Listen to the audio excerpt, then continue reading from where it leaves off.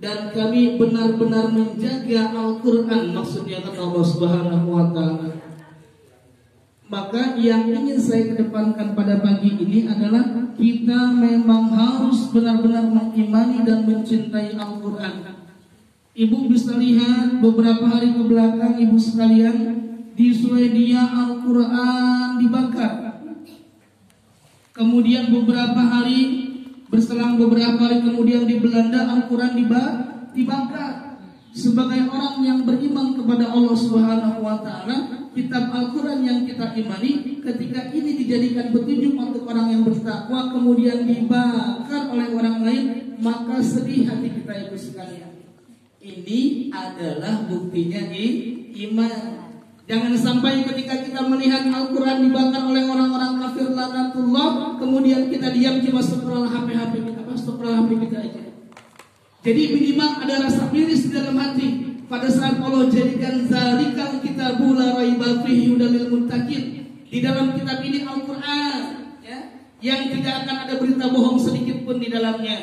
Tidak ada berita palsu di dalamnya, tidak ada berita hoax di dalamnya. Ini adalah petunjuk bagi orang yang bertakwa. Siapa untuk kita maksudnya?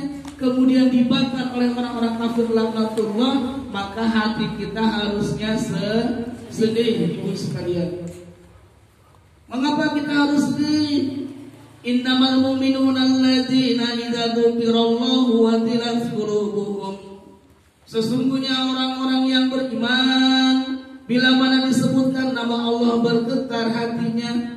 Kata di dalam tafsir jalan lain, orang yang ketika disebutkan nama Allah bergetar hatinya, dia takut bahwa orang yang tidak taat kepada Allah tempatnya adalah kepedihan nanti di yaumil akhir.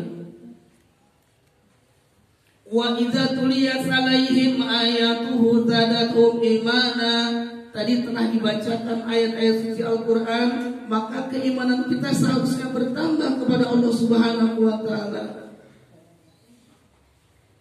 Jadi ketika Al-Quran yang kita imani, kemudian kata Allah diperintahkan untuk dijadikan sebagai petunjuk bagi orang yang bertakwa, kemudian mohon maaf dibakar di Swedia sama di Belanda, minimal harusnya kita sedih.